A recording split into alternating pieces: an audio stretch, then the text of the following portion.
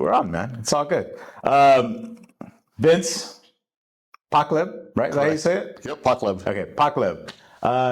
Thank you, man. I appreciate you, man. Thank you for having me. I'm excited to have this conversation. Dude, I can already tell you, I can feel the excitement on you, and I love it. It genuinely is. I appreciate. Very flattered when you reached out. I was like, okay, I appreciate you taking the time to listen to the podcast. I appreciate the invitation. Thank you. Yeah, no, I mean, so obviously, so nobody knows, this is Vince Pacleb, one of the hosts of the-bizjitsu-podcast, and literally the reason I came across him and why I was like, hey, you know what, Vince seems really cool, and I'd like to have him sit down and talk with everybody and tell everybody a little bit about yourself and whatnot.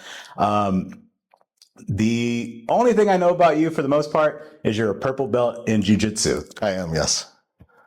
Gi or no gi? Gi. So you're a gi guy? Yes. Like you prefer gi? I prefer gi, yes. Okay.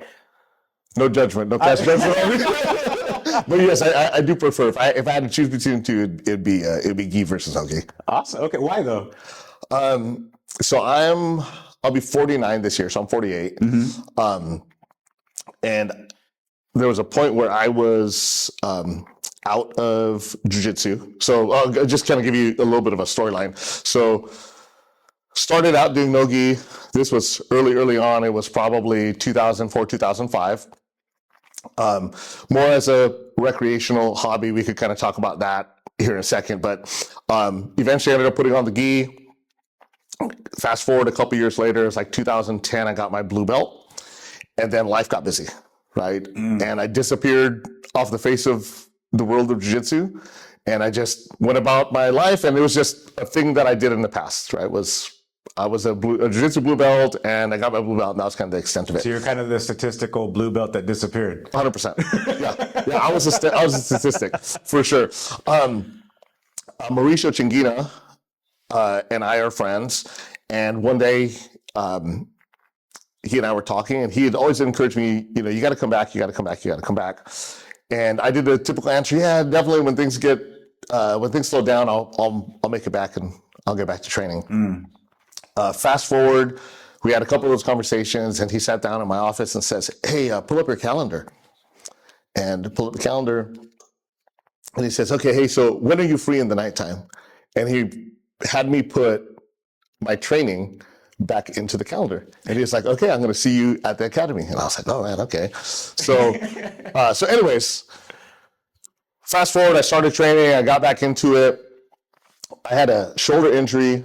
I was stubborn, and I just kept training on it. Eventually had to have shoulder surgery. So I had shoulder surgery in my labrum, posterior, anterior. I had my bicep reconnected, and that happened right before COVID. Wow. So COVID happened. My rehab didn't go the way it was planned, but I was committed. Once jiu-jitsu got taken away from me, I couldn't train, partially because of my injury. The other part of it was because of everything that was happening. I came back and said, man, I'm coming back and I'm sticking with it. I'm not going anywhere. And I found that, okay, hey, from a training perspective with a gi, and part of it's just, I haven't spent enough time doing no gi, but in a gi, I started to realize that, oh, okay, with these grips and handles, I could slow the game down and I could force somebody into my game versus inside of a no gi situation. Again, I'm not as proficient in specific grips, which people can pull themselves in and out of things versus you can't get away with that in a gi. So that's part of probably the overarching reason why is I could control the game a lot better. And, I think it's a scenario where because of that injury, I've been super cautious about the way I train. And part of it is, okay, hey, I like that old man jiu-jitsu where I like to be in control. And there's value in being in control. And again, I find that in gi versus in no gi. Man, that's crazy. My reason probably for choosing no-gi would be way different. Sure. It's just what I started with. Yeah. I have been exposed to gi work here though. And, I just gravitate more towards the no-gi, but for you, I started in no-gi. Yeah. Yeah, so, but you just gravitated towards the gi though. You know what I mean? And yeah. It's just now you're like you're saying, I get what you're saying about the, just wanting to be in control and forcing the game with your control of the gi and whatnot. I always when someone would tell me that they're they're not as good in no gi as they are in gi, or it was like they were speaking of it as in two different worlds, and I was always like, how? It's jujitsu, you know what I mean? But then once I started doing a little bit of gi, I was like, oh yeah, these really are kind of like two different worlds. Yeah. But it is jujitsu, yes. Sure. And you can transfer over things, but they're two different worlds. Yeah, there's definitely a lot of carryover. But if I was forced to make a decision of you could train one of these two modalities, for the rest of your life, it would be with gi on. Oh my God. Okay. I'm not going to hold it against you. Appreciate that. Appreciate that. Hopefully I can stay on a little longer. No, but so let me ask you again, because one of the reasons I came across you was through the podcast. Biz-jitsu, obviously you can kind of put those two words together, business, jiu-jitsu. Yes.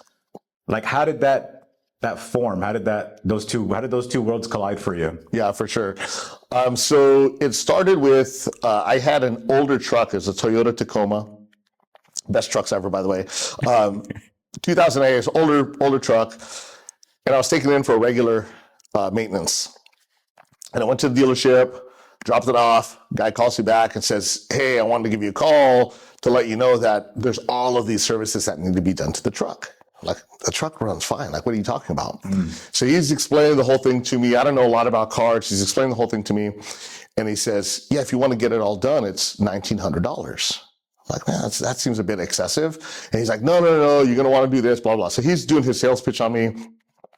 So I was very skeptical. I said, hey man, I'm gonna hold off, do whatever the bare minimum is, and we'll, and I'll come by, pick up the truck. So I was a little annoyed by that.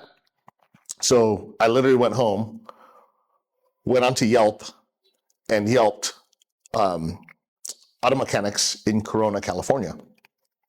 So I was going through here, and I was blown away that an auto mechanic can have great reviews, and under the same account can have bad reviews. And I'm like, man, that's so strange, right? And again, it wasn't just auto mechanics; it's literally every type of business, right? So, anyways, it was one of those things where I couldn't land on someone that I knew and someone that I trusted to be able to service the truck. So I had a random idea at that moment, and I said, man, if there was someone that I knew, I would just give them the business. And then I had another random idea, which was, man, if I knew someone that did jiu-jitsu, that was auto mechanic, I would definitely give them my business, right? And so anyways, that was a thought that it would not go away.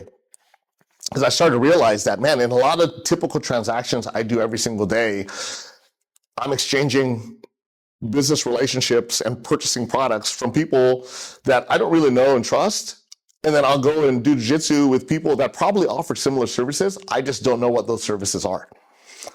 And so with that whole idea of like, man, I wonder if there's a opportunity for us to, even have another layer of the jiu-jitsu community to network with one another. And through that, I was jotting down a couple ideas, and it was business and jiu-jitsu, and then it turned into this biz-jitsu. And I looked it up, and I'm like, okay, there's nobody that owns this domain. I bought the domain and then started kind of doing some research. And there's some other, jiu-jitsu podcasts that talk about business, but not in the direction that I wanted to take it, or at least the way that the vision that was, that I saw. And, from that, that's how the starting point of it is. So the podcast is actually kind of phase one of the project. Phase two is what we're in the process of doing right now, which is we're going to launch an online website, and there'll be an online community. And then phase three, which I'd like to get to this year, is in-person networking events, right? For people that do jiu-jitsu, that own businesses, that we could just come in and roll with one another. And, hey, if you need a financial planner, if you need an attorney, if you need a real estate guy, whatever it is, right? If we're going to be part of a community, we might as well exchange the business component of that community, right? Because there's a varying degree of trust, right? Right. If I have a business and someone from the jiu-jitsu community comes, hopefully they would respect the business enough to not just want it for free, my services for free. And again, I believe that is kind of this unspoken relationship of people do jiu-jitsu is, hey, instead of us trying to work or take advantage of each other, it's like, oh man, you're one of us, right? You're part of the crew. So that's really kind of the spirit of what we're looking to do. And again, we're working on a couple different options to be able to make that come to life here this year. That's really cool. It's like so much deeper than what I thought about the podcast. Sure, you know what I mean? Number one, I didn't know obviously that you have phase 1, 2, and 3. I only know phase 1, which is the podcast. And I think it's really cool, the idea of to build a business network through that, and those relationships that you're coming across.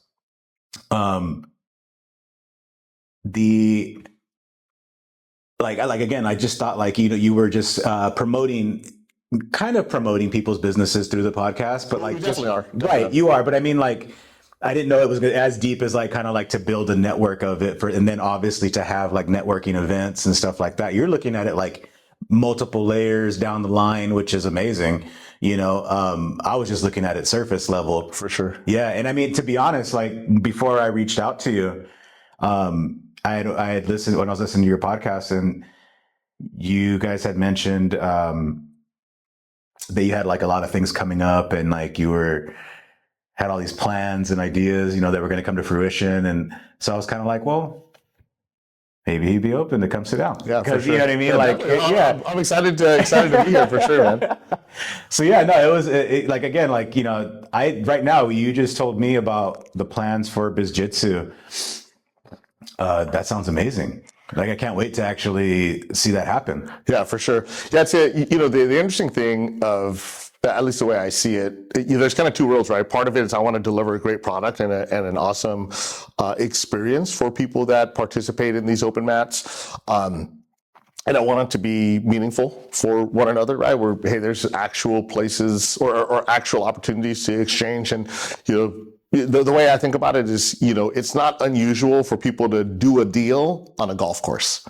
Oh, 100%. Right? That's kind of like a stereotypical thing, Oh, Yeah. Right? That same thought process and philosophy should happen on these mats.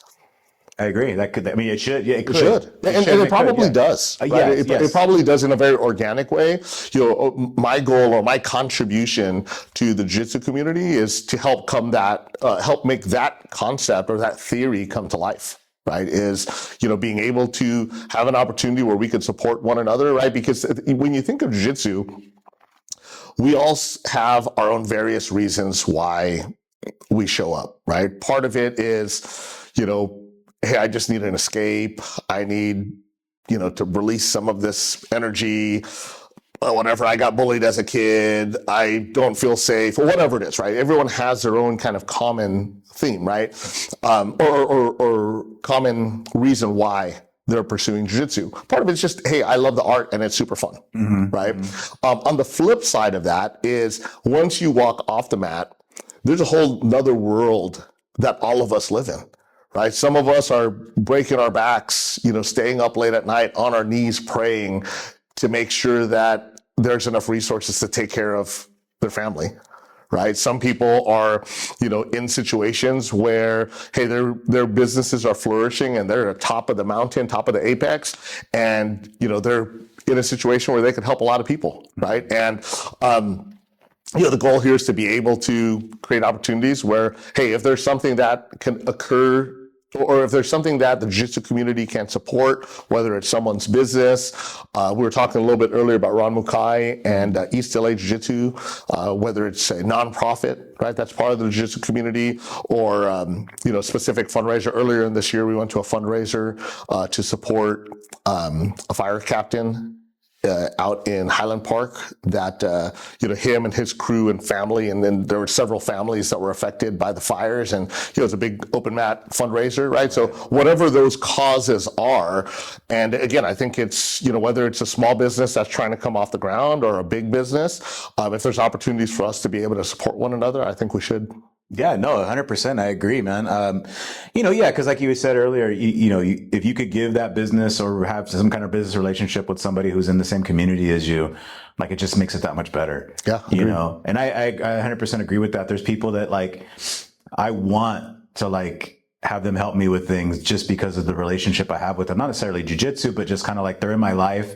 And it's like, if you can do that for me, I'd rather you do it than somebody else. Agreed. Even if maybe you're going to charge me a little bit more. Sure. I don't care. Yeah. I'd rather you do it. I trust you. Yeah. You know, and to have that, and like you're saying, to build that network where people are going to be able to kind of like go to each other, pick each other's brains, maybe help each other with certain things.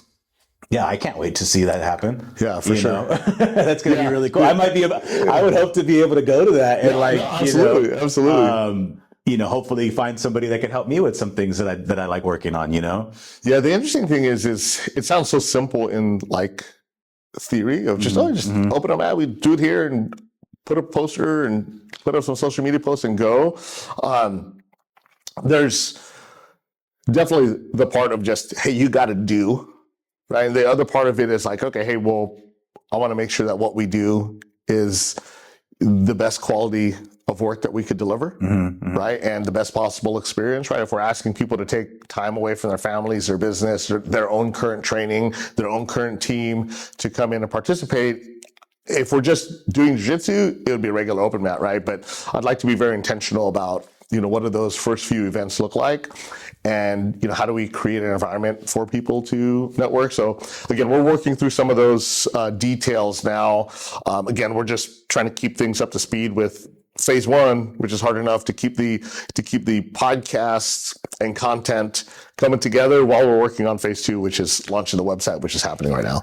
Yeah, no, I mean, like, dude, 100%. Just saying that right now, if everything is like in theory always sounds like it's easy and great. Yes. And it's like, wait, just go ahead and do it. It should be no problem. But like you're saying right now, just to do like your podcast and to work on the next phase of the plan. And then also you have your own life and your career. Yes. No one realizes how much time just the podcast takes. Oh yeah. It can take, I don't know, when you jumped into it, did you think in theory, oh, this will be easy? Yes. It won't take that much time. Yeah, for sure. I underestimated the challenge of it. Now, again, from a overarching standpoint, it's very simple. Right. I mean, extremely simple. A couple online accounts, camera, audio, boom, start and record, right? But just like anything else, right? We want to be able to have proficiency, and if people are taking the time to listen, I want to make sure that it's valuable content that's both entertaining and educational, that there are, we bring on guests that can offer some content perspective. So yeah, again, part of it's just, hey, if we want to just do it, we could do it haphazardly. It's just, I don't think that's the right thing to do, right? I think it's, hey, whatever you do, right? How you do anything is how you do everything. Right. So, wanted to make sure that we deliver the best possible product that we could put together, and stay consistent and grow incrementally. It's literally like jiu-jitsu, right? It's, hey, I don't expect to be a, jiu-jitsu world champion or be a black belt overnight or any of those things, but hey, I'm going to show up consistently over time, and regardless of adversity, regardless of what I got going on, my intention is to be a good partner, be able to help some of the, incoming students and grow in my own jiu-jitsu journey by me getting better each time that I'm here, right? So yeah. that same kind of philosophical view, I think is important that you apply that to every area of your life. Yeah, no, again, I can't agree more,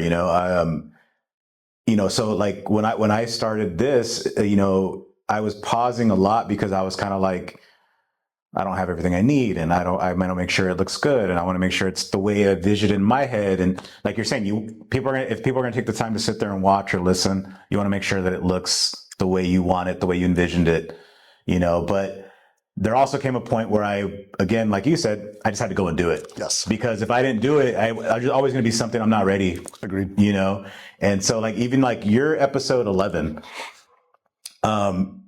I think even just from the first 1, 2, and 3, there's these big jumps in how it looks, how it sounds.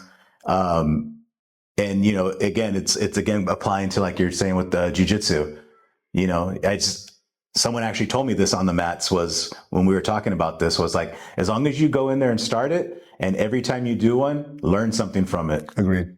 Again, just like in jiu-jitsu, you go to class, pick one thing you learned, and it was a great day. Yes, so no matter what happens on every episode, if I can pick one thing and improve it somehow or, take it away, it's a win, right? Yeah, agreed. There's a book, and of course the name escapes me while I'm on camera, but the author is Stephen Pressfield. Okay. Oh, it's called Do the Work. Sorry. Do the Work by Stephen Pressfield. And one of the quotes that that really sunk deep with me is, do not prepare, begin. And, there's value in just starting. You gotta go, right? It's literally like jiu-jitsu. Because, hey, you could watch every video about jiu-jitsu. You could watch every documentary. You could buy every jiu-jitsu instructional. You can shadow jiu-jitsu. You could do all this. You could grapple with a jiu-jitsu dummy. But until you actually get into an academy, right? In my case, put on a gi or not put on a gi, whichever one, literally get onto the mat and start, right? Until that happens, you're only a portion of the way there, and really a small fraction of just, because you can only learn the theory so much. And the same thing applies, right? Whether it's in a business or whether it's a podcast or a project, you got to start. Right. And no, you want to start with some degree of plan and direction, right? To be able to know, like, okay, hey, here is the North Star, right? And I want to know that if we're creating, so again, for the biz-jitsu project, the end goal is for us to create a business referral network within the jiu-jitsu community, right? And the way we intend on doing that is by creating compelling and educational content from people in the jiu-jitsu community to share their stories about, what their businesses are, or some of the storyline of how they got there, and some of the adversity that they, may have overcome, and how they've addressed it, and what were the resources. Because again, I believe that, like you mentioned, hey, there's hopefully other people out there that can help out with some certain things that I may be working with, right? And that's the end goal. So whenever I look at a piece of content that we create, okay, hey, does that stay in line with it, right? Does that stay in line with entertaining, educational content that, could help create referrals within the jiu-jitsu community? If that's the North Star, and whether it's on a website or in a meeting or on a podcast, as long as all of that is just moving in the right direction, then, okay, hey, let's just keep pressing forward and let those things compound one on top of the other. And, there's a lot of value in effort, consistent effort over time, whether it's a project like a podcast, or whether it's someone's jiu-jitsu journey, or whether it's somebody's, investing for retirement, right? There's value in just a little bit over an extended period of time. But the most important part is you got to start, and you got to stick with it. Yeah. Definitely the stick with it part. Because I'm sure, you just like I have, there's always that moment where you're just like, should I continue? Yes. Have you had that with the podcast? Did you think oh, should I stop? Yes. Okay. Yeah, 100%. And how did you overcome that thought? I told myself, shut up. Yeah, okay. Same thing. I'm serious, right? Because it's literally, there was times, I told the story on one of the podcasts. I literally remember being a white belt and getting killed in class. And I literally remember, I was driving down Lambert. I know the street that I was driving down. And I was so frustrated and disappointed. And I thought I was further along than I was. I thought I should know better, but I got freaking crushed and tuned up in class.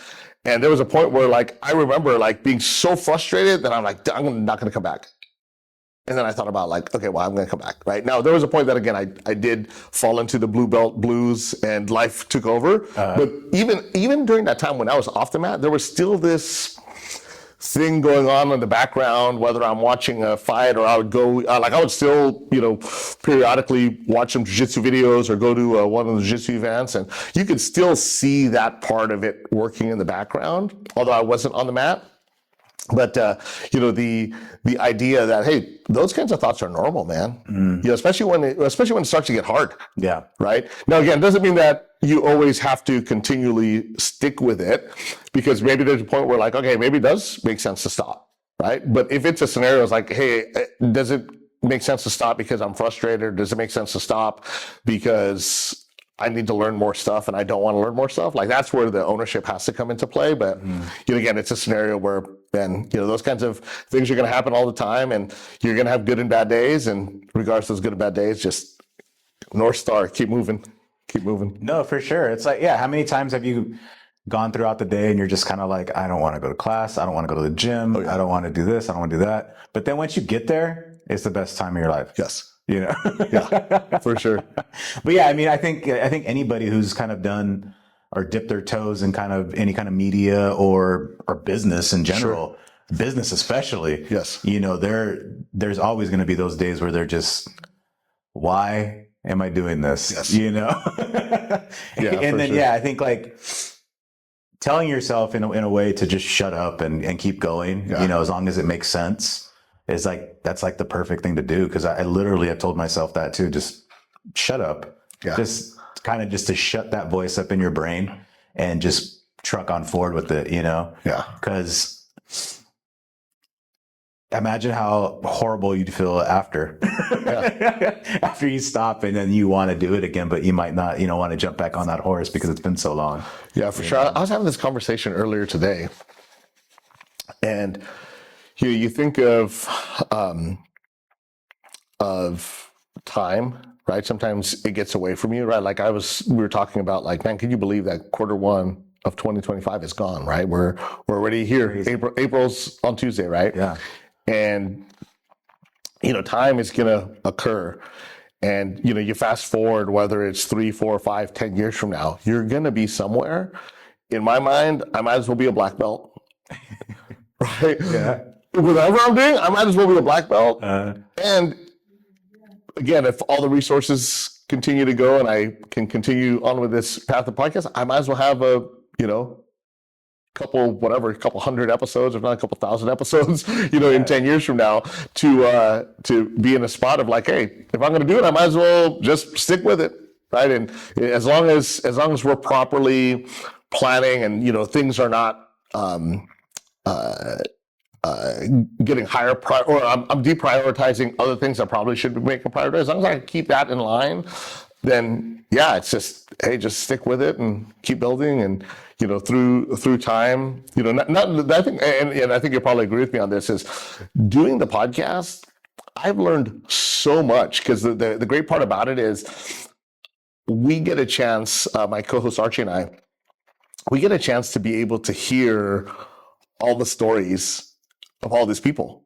Mm-hmm. And I mean, literally, we've recorded hundreds of hours of stories of people and their businesses and what went well and what didn't go well and all of these different things. So for me, it's a scenario of like, man, this is just, even for my own entertainment and my own education, right? There's a lot to do it just by sitting and having conversations like this. Yeah. Because again, there's, a great deal of information out there and some great people out there. Just sometimes just taking the time out and being able to have conversations like this is where the value lies, for sure. I mean, just to go off of what you were just saying, I think, I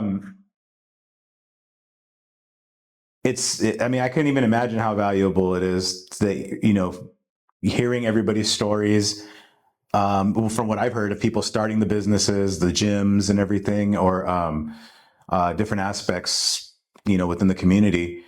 You kind of get to hear all the pitfalls, you get to hear all the successes, and then it kind of like, there's always going to be something you can pick off for what you're trying to do.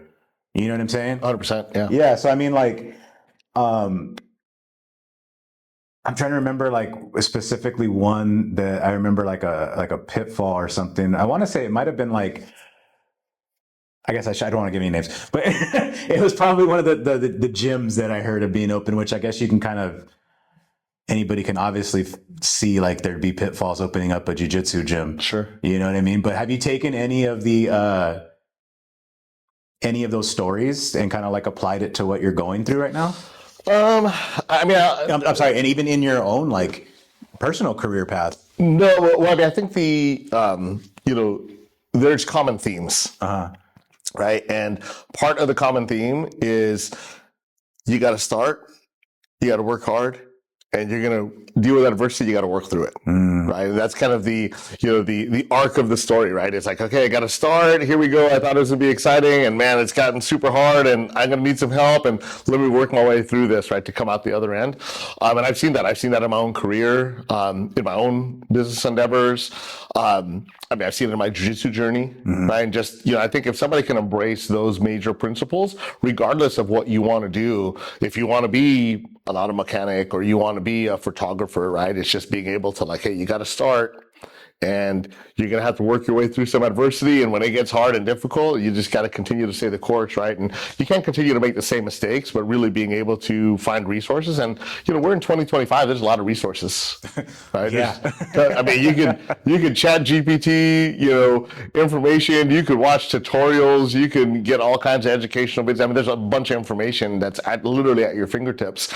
But the key is understanding, like, what you're trying to solve for. Right. And sometimes that's the part I think that gets super confusing, right? Is people, and when I say people, even myself, right? I've been guilty of it, of being emotional, right? In times of challenge or adversity, right? And, being able to be very objective about, hey, what am I trying to solve for? What is the actual real problem? Help me, try to be able to understand, what is it that I'm trying to fix, and what are the possible solutions? What are the options, right? Just being able to work through some of those problem solving things. I mean, I think it's a great skill to have. And again, I'll go back to the jiu-jitsu, right? That's literally how jiu-jitsu works, right? Is, okay, I find myself in, on the bottom, this guy has a really good side control, and I'm beginning to get claustrophobic, right? And what do, right? Part of it's just, okay, you're here. You have to work your way out of it, right? Nobody's going to come out and help you. You might get a little bit of coaching from the sidelines, but so is that other guy, right? And you're going to have to work your way through it and be able to rely on the knowledge that you do have. You have to be able to take a little bit of risks. But at the end of the day, it's not going to be easy. You're going to work through it. And, it's not impossible, though, also. Sure. Right? And I think that applies to all areas of your life for sure. Yeah, no, I mean, there's so many, I guess parallels would be the correct word, from jiu-jitsu and like life, even though it sounds super corny to say. 100%. It sounds so corny when I say it, but it's so true, and I get that, because when you're talking to people and you're seeing the similarities in their journeys and whatnot, I see the same thing with people that I talk to, sure. From different parts of their life, though, not necessarily like in the business part of it, but just in personal life. People take so many things from their martial arts and apply it into their life, and, for better, 99% of the times,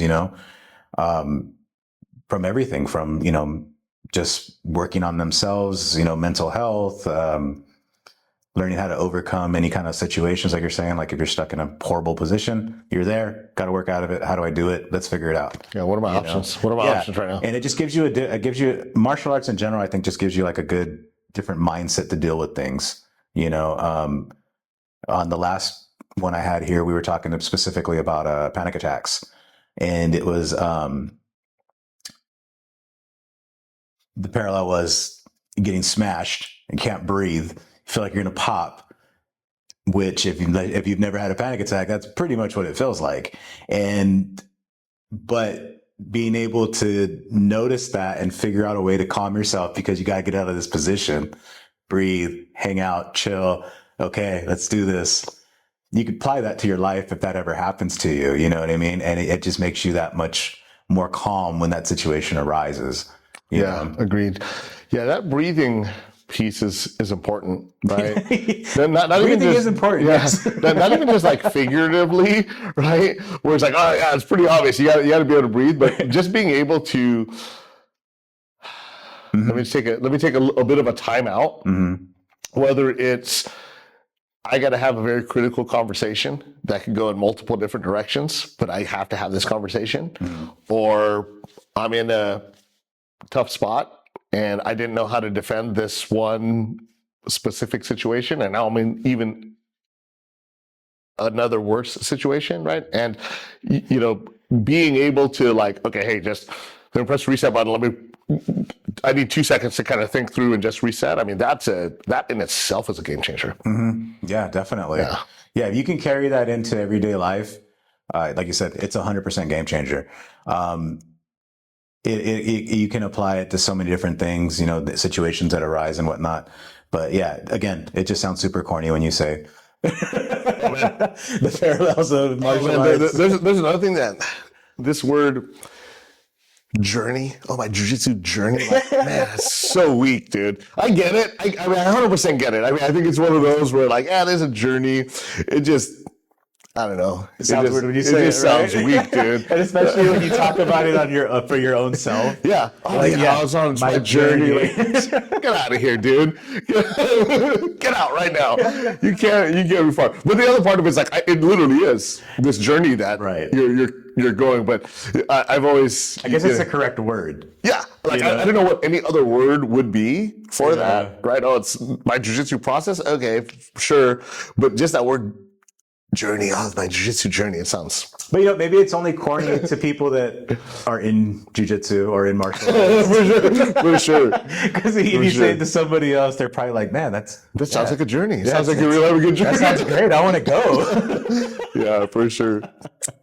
So speaking jiu-jitsu, your journey. So where is it that you actually train at? I train 2 places. Same. So I train 2 places. My main coach is Thomas Kenny. He's in Corona. He has an academy called TKJJ, located in Corona. And then I also cross train at Chris Howder's combat base out in Redondo. Oh, wow. Corona and Redondo, that's really far away from each other. Yes, people that don't know, it's really far. Yeah, there's tons of jiu-jitsu schools in between there. So Thomas and I met years ago. I used to work for the UFC gym. Okay. In its super early infancy stage when there was only 2 locations, and started with them and was with them for 9 years, eventually left as the executive team and pursued another company. But through that process, I met Thomas, Thomas and Mauricio, and then started training with Thomas very consistently. Both Thomas and Mauricio were there. They were the ones that awarded me my blue belt. And then Thomas went out on his own during COVID and started his own academy. So he and I have always stayed in contact. So I trained a couple other places in between, but I guess kind of this back half of my blue belt to where I'm at now has been under Thomas. And my white belt to blue belt was with Thomas as well. So okay, that's cool. So kind of pretty much the same person. Yeah. Yes, primarily the same person. And then I started training with Chris Howder. I got invited to a seminar of his. This was like 2 years ago. I've always heard of, oh man, this guy Chris Howder, and he's a legend, Dirty Dozen, all those things. Right around that time, I was taking care of some family issues with my mom, who she lived out in that Carson, Torrance area. Okay. And anyways, I would be there a couple days out of the week, and I needed a place to train. I looked at several different places, a bunch of great academies over there. And anyways, I had literally just done a seminar with Chris. I'd reached out to Chris and Melissa, and they're like, yeah, come on down.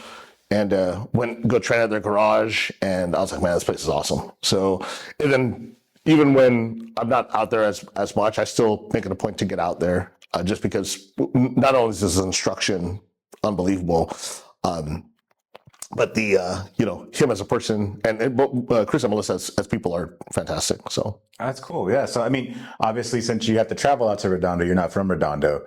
I'm assuming you're more towards Corona area. I was actually raised in Carson.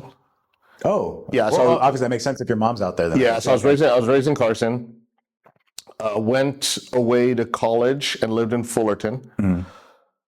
Met my wife, and we ended up getting married and had kids. She was from Corona, and I've been out there for 20-something years now. So cool. Yeah, I've been out to Corona a few times to train, 10th Planet. But yeah, for sure. I don't know if you've ever been there. Yeah. Well, I have not been there, but I know the general vicinity and stuff. Yeah. Does your wife train? She does not know. She does boxing, but she does not do jiu-jitsu. She's not into Have it. you ever tried to get her to go? Or Yes. Yeah, she's not into it. yeah, my wife neither. But yeah, I mean, I think I'm sorry. Jump back to your to Chris Howder. You said he's Dirty Dozen. Yes. If I remember correctly, that means he was, I guess, one of the first 12 black belts Correct. in the U.S. Correct. Yeah, non-Brazilian. Okay, so it's non-Brazilian black belt in the U.S. Correct. Yeah. So he got his black belt in 1996. So crazy. Yeah. Yeah. When the UFC first came out, he was already a purple belt.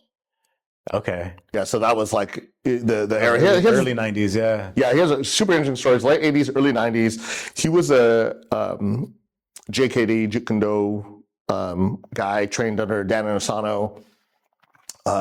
During that time, he was also, or he was a high school wrestler, started taking on martial arts, found Dan Inosanto's doing JKD and doing Muay Thai. And then he heard that there was a great wrestling program at El Camino College out in Torrance. He went down there, and there was a guy who he believed was an Aikido instructor teaching inside the wrestling room.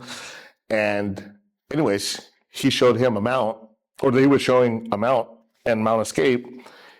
And Chris, being a wrestler and also a martial artist, said, "Oh, well, you just got to bridge out of there." And he got put in mount and realized, like, "Oh, I just can't bridge out of this thing," right? So he was like, "Man, this Aikido stuff is great." And he's like, "This is actually not Aikido. This is jiu-jitsu." So he's like, "Where do I learn this from?" So he got on a piece of paper that Aikido instructor wrote down Rorion Okay. and a telephone number. So he called Rorion, which is Horion. Right. Said, "Hey, I want to come down and learn jiu-jitsu." He got invited down.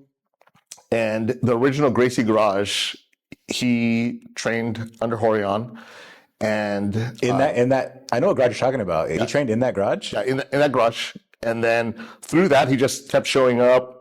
And during that time frame, they were only teaching jiu-jitsu via private lesson. And your options were Horion, Hoist, Hegan Machado, or Hickson.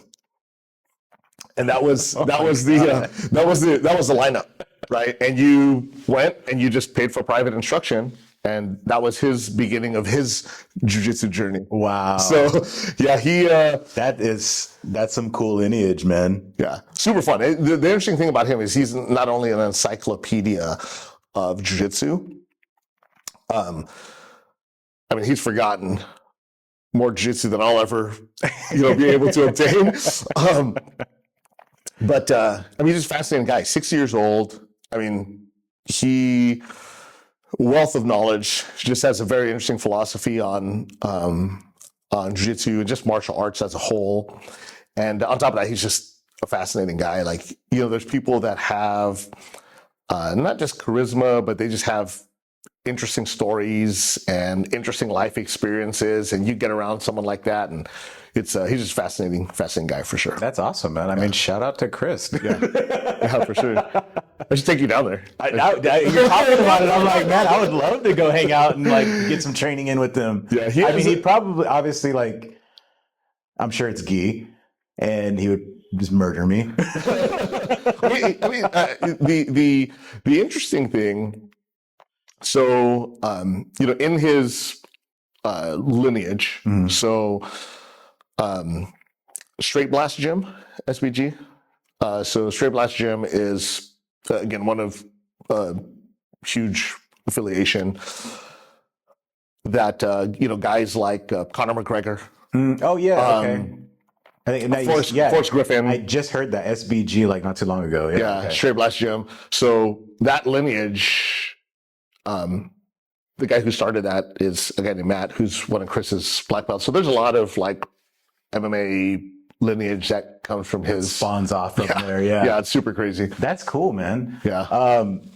And that, I mean, And you just kind of ran into him by chance and got to start training with him? No, so I have. Can you say that right now, or So I know you went over there to take care of your mother, but Yeah, so I went to a seminar. So I'll give you. that's what it was. Sorry, yeah. No, you're totally fine.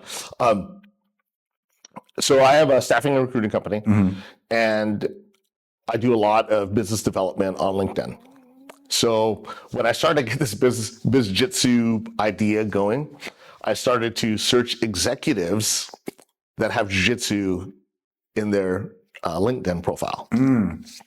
So I started to, and this is where it validated this biz-jitsu concept, right? Because again, I couldn't get this idea out of my head. I started socializing it, and I started to look up, like, is this a thing, right? Do people, publicly put that they're jiu-jitsu people on their business profiles, like on LinkedIn?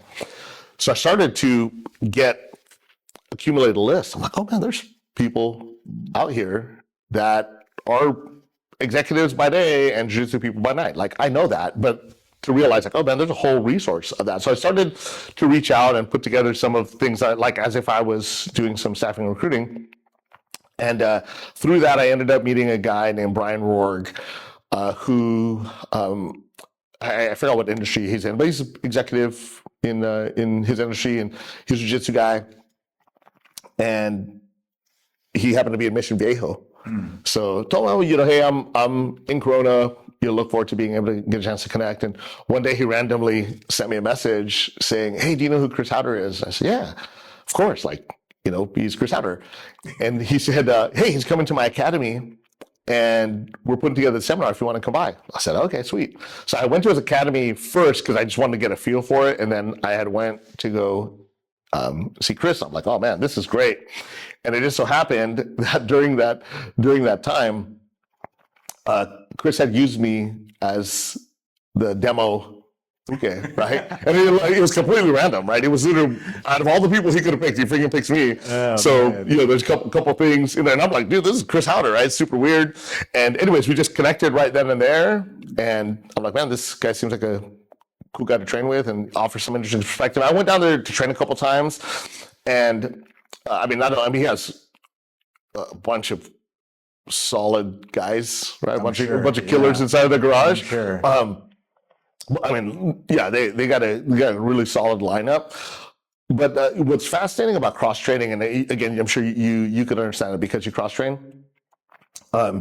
You train with partners, and you start running into problems, and just through time, you'll solve. Oh, okay, I know what to do when it's here, and I put my hand here, and whatever can I move my hips here. What's super cool about the way that my cross training works now is I'll train, Monday, Wednesday, Friday at TK's place. We'll get rounds in. We'll go other places and train, or other people come over with us and train. And, I start to develop, air quotes, my game. That's another weird one that I think I start developing my game. And as I develop my game, I come into various roadblocks. So it's cool to be able to go, I'll go down, train with Chris and say, hey, I've been working on this. I've been running into an issue with whatever, De La Hiva, butterfly, whatever that is. And he'll say, okay, well, put me in it. Oh, okay, great. And we'll drill through, and he'll give me a couple different pointers. And then I'll work through it, and I'll go take it back to TK's. And I'm like, oh, shoot, that thing's working, right? Like, oh, man, this 2-on-1 grip and get behind the tricep and all these different kind of thought processes that get installed. Like, I literally take what I'm learning over here and implement. And then as I run to problems, of course, my current team and my current professor will help me solve problems, but it's cool to be able to, like, okay, let me take myself out of this. Let me go over here. I got this encyclopedia. It's like the chat GPT of jiu-jitsu, right? It's like you ask Chris one thing and just like this whole answer of all the different scenarios that we could be dealing with or possible solutions to the problem. And then I'll drill it, ask questions, get it kind of reprogram and take that installation of information and take it over to the home academy. So again, it's been super fun to be part of, to have that as an option. Yeah, I definitely understand that. The two gyms that I go in between are here, obviously, Anchor Jiu Jitsu, and then my other home gym is 10 Planet Chino Hills. Yes. Shout out Jeff. Chino Hills, man. Professor Jeff Willingham. But yeah, so like my brother here owns Anchor Jiu Jitsu, and he teaches me things that are obviously way different from the 10th planet system. Yes. So if I go over the 10th planet and, you know, I might try to implement something over there, and then everybody's like, whoa, what are you doing? Yeah. You know, and vice versa. You know, I get something from there and I bring it over here, and then it's like everybody's mind's blown too. You know what I mean? So the cross training part is always super fun, you know, to be able to show people new things. And then also, like you said, to like figure ways to work out of problems that you're having from either system. Yeah. You know? Yeah, agreed. We have, at our place, Tuesday, Thursday mornings, I haven't had a chance to go as often as I'd like. Coach Jensis is a 10th planet brown belt. He teaches over at TK's, and then he also teaches at 10th Planet Moreno Valley.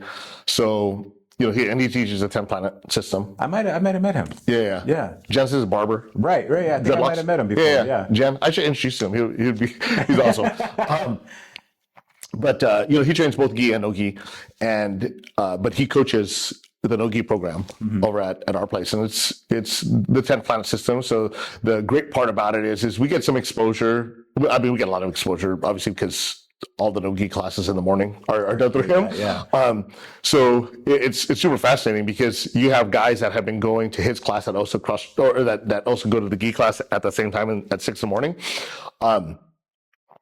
and you start to see, you know, very quickly, like, okay, hey, that's kind of their version of cross training, right? It's still the same academy, but it's literally two different systems, yeah. right? Two different systems. So you get exposed to that, and you know, again, I think it's important, right, for your own growth and development to just, you know, open up the mind. It's a big world out there. Right? Yeah. I agree. No, 100%. I think you know, there's that thing that always goes around, like if you're not allowed to cross train, like something's wrong. Yeah. You know, I think everybody should be open to cross training. Yeah, we're students, not prisoners. Yeah, you know, but not even just the student. I mean, like the coaches as well. Like, should be open to their students cross training as well. You know, and I get it if you know, your coach has some idea of like not allowing cross training at certain places, or you know, for whatever reasons. Sure. You know, but like for the most part, you should be open to be able to go wherever you want, do whatever you want. You're an adult. You know what I mean? I'm a real man. And now again, there is obviously politics, right, and disagreements and falling outs, whatever it is, right? So, you know, I obviously want to be respectful to, you know, whoever's scenario, right? But again, it's like, hey, if they didn't do any harm to me or my family, and hey, it's a bummer, like I'm obviously going to always lean towards I got my professor's back, right? But the other side of it's like, okay, hey, is that just a personal beef that they're going through?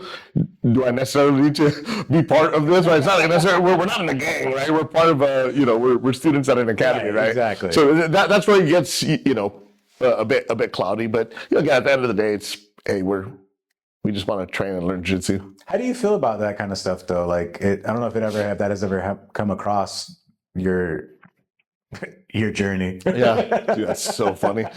It hasn't come across my journey like directly, but I mean, it obviously does happen. And again, I totally get it, right? Especially in what we do. At the end of the day, hey, someone's gonna, you know, you don't win or lose, you're gonna learn, right? Yeah, but also too, it's like, oh, it's not a competition. It's like, is it not, or is it? You know what I mean? Right? So there's kind of that weird gray boundary area thing. Yeah.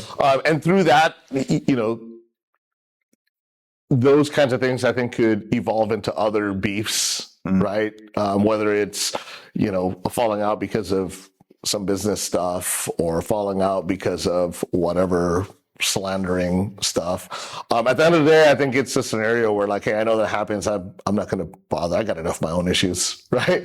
We all have our own life. Yeah, I got enough of my own stuff to be able to deal with, right? Let alone to take somebody else's beef along with it.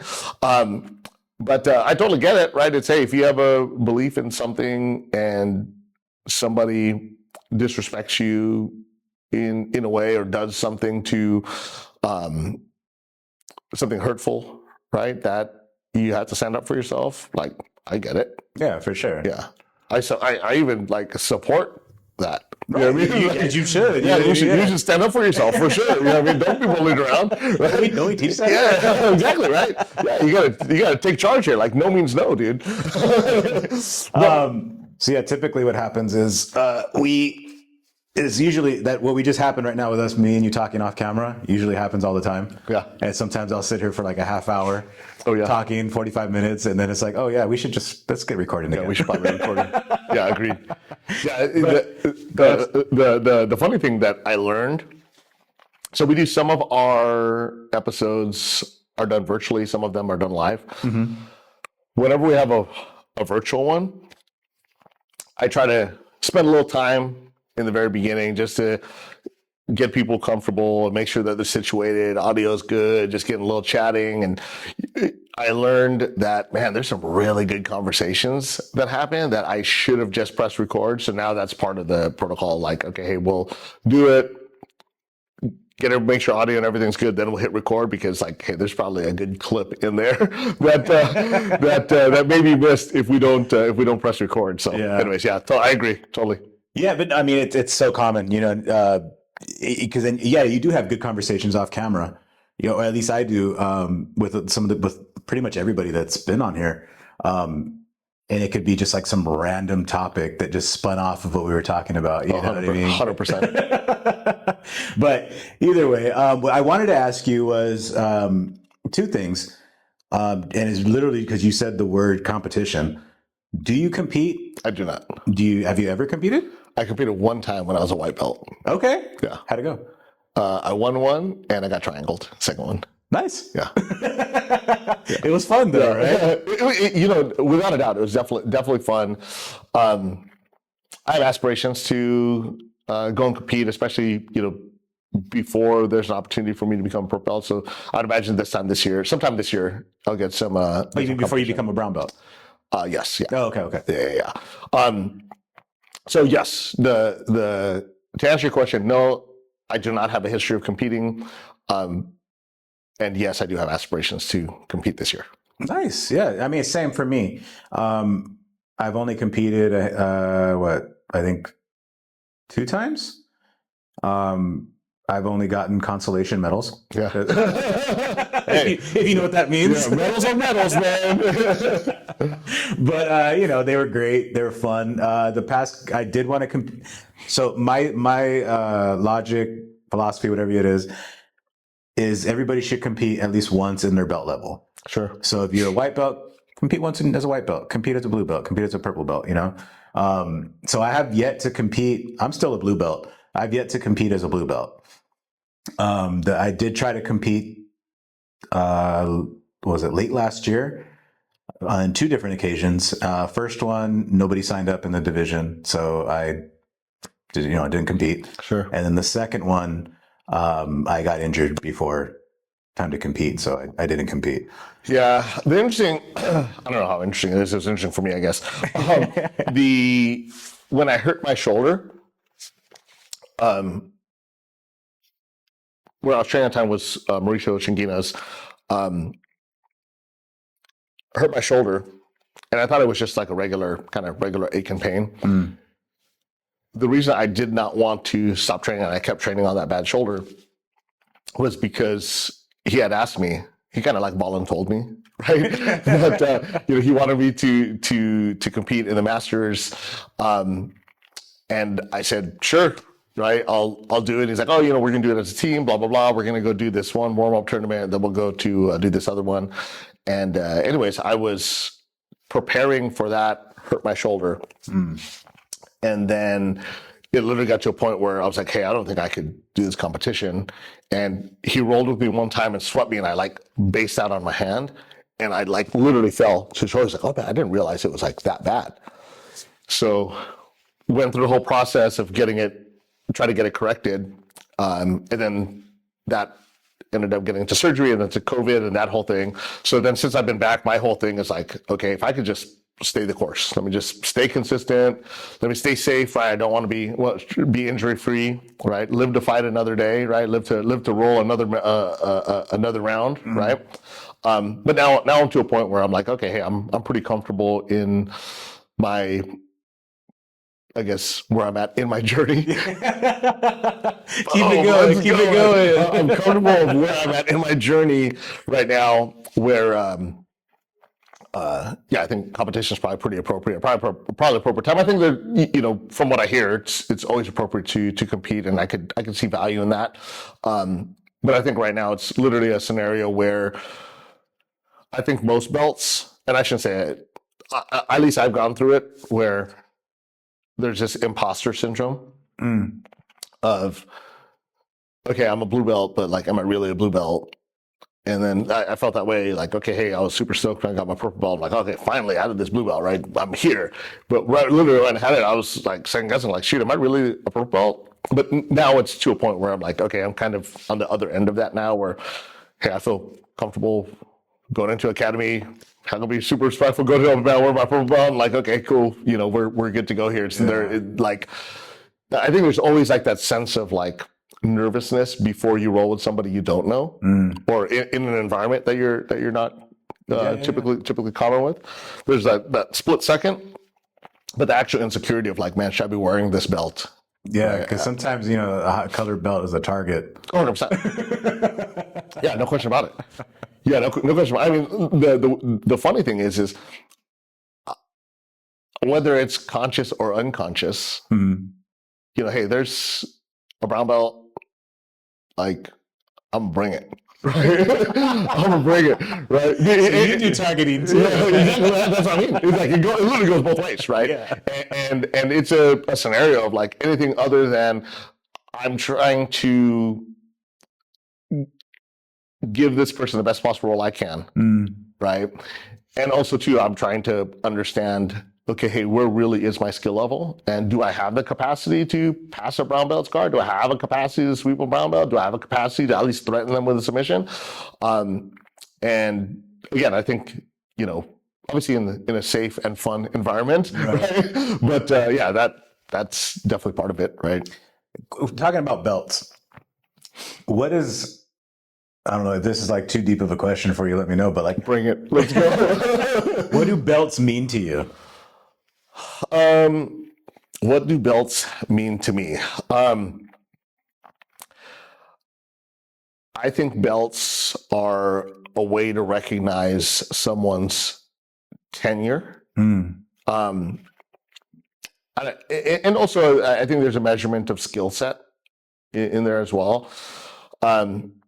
But again, I think it's just like any type of hierarchical look, right? I mean, it's if you go into a corporate office environment, hey, there's the people that are busting the tables, there's people that are taking the orders, there's people that are, managing the people taking the orders, and then there's people that are like, they're the ones that are actually running the restaurant, and then, hey, there's the banker that provided the finance that receives the interest for the people that do the restaurant. So there's layers to this whole thing. Yeah. So whether it's in that or whether it's on a high school football team, hey, there's freshman, JV, varsity, starting varsity, and key players on the starting varsity team.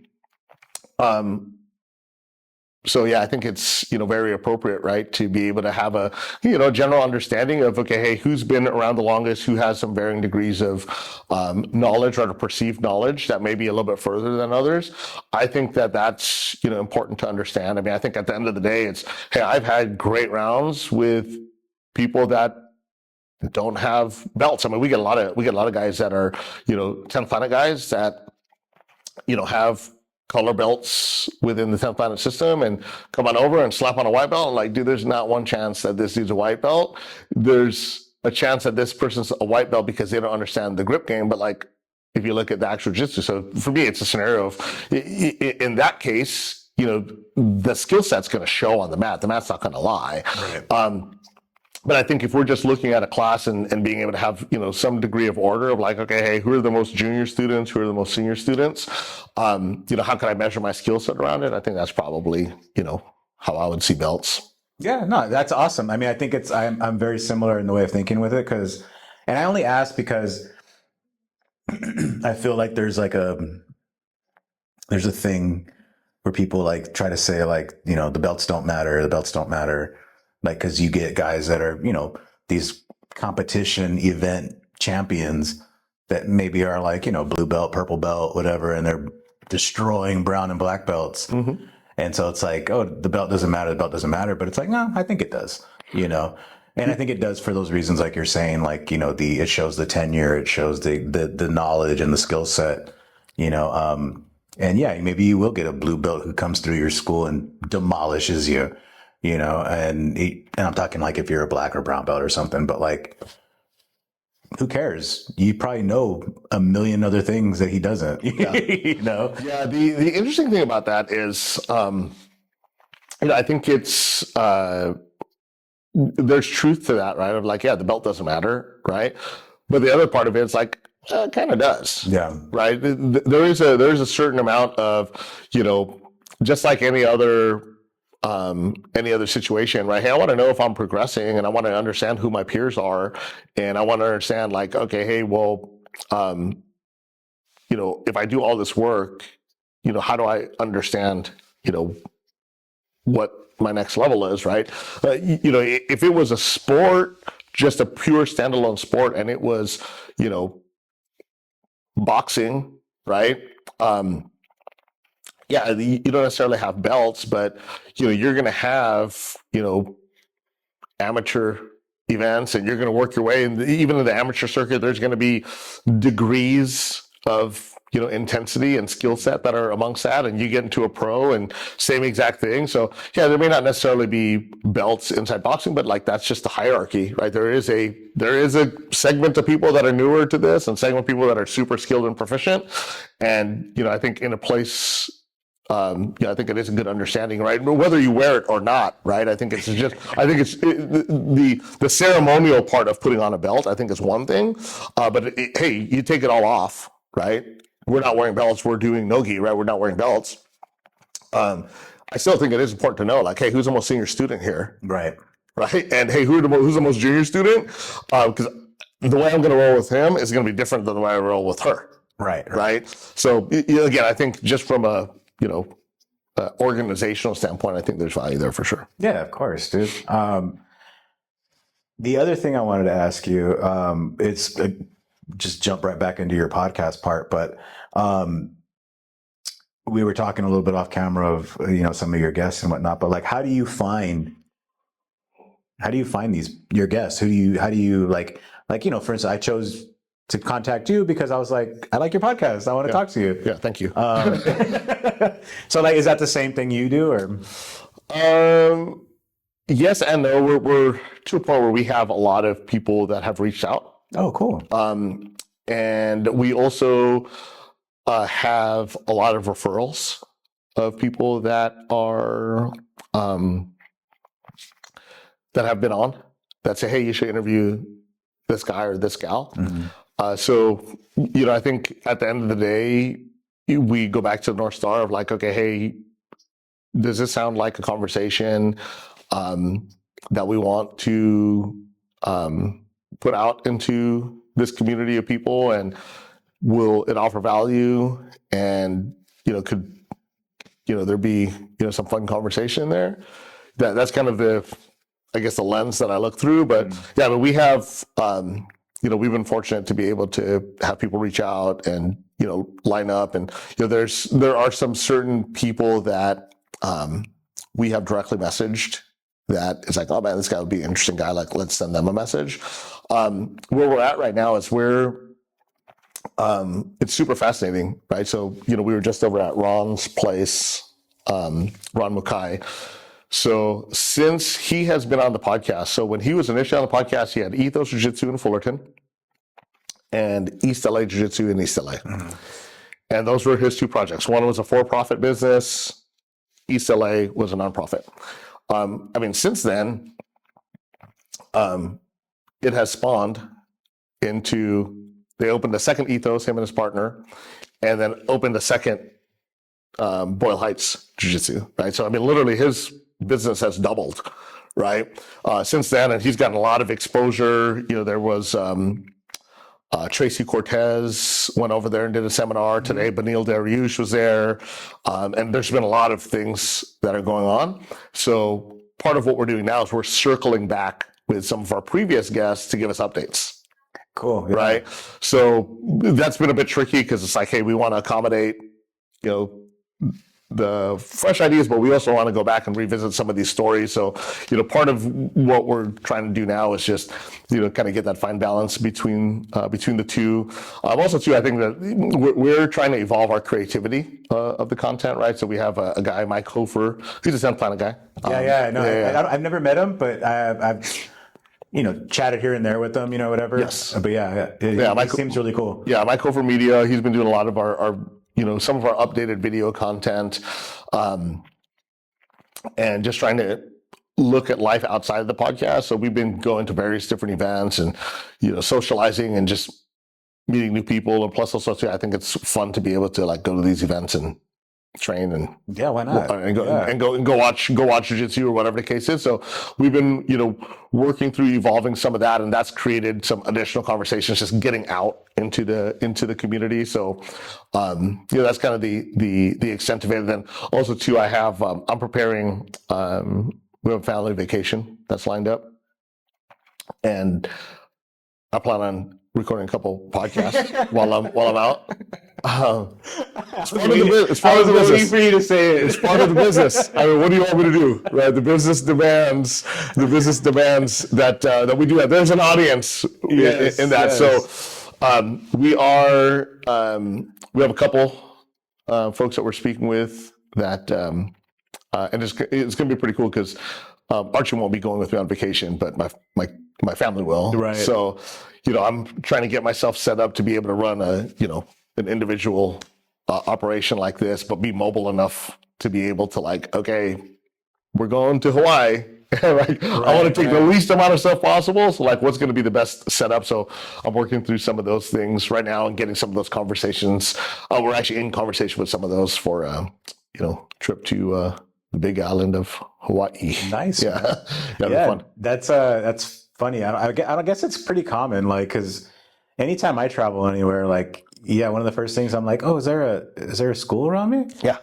So there's jiu-jitsu, and that means there's a jiu-jitsu school owner. So there's probably, if they would not be interested, there's probably students of his that or hers that could be interested. So yeah, I look forward to some of those conversations. Yeah, but the reason I asked the question was about how you got your guest was because you're actually the first person who I've had on here who I've never met. Yeah. We just met, when you came. Yeah, literally 45 minutes ago, yeah. And normally it's somebody that I know, someone I've trained with, someone I've rolled with. That's how it started. Yeah. That's how it started. I think that's kind of natural, right? Yeah. You know what I mean? And I've had a couple people reach out, but I've yet to get anything scheduled or whatever. Yeah, just keep building, man. Keep building, and some things take time, and as you put out more content and people get more familiar with it, I think it's very natural progression for sure.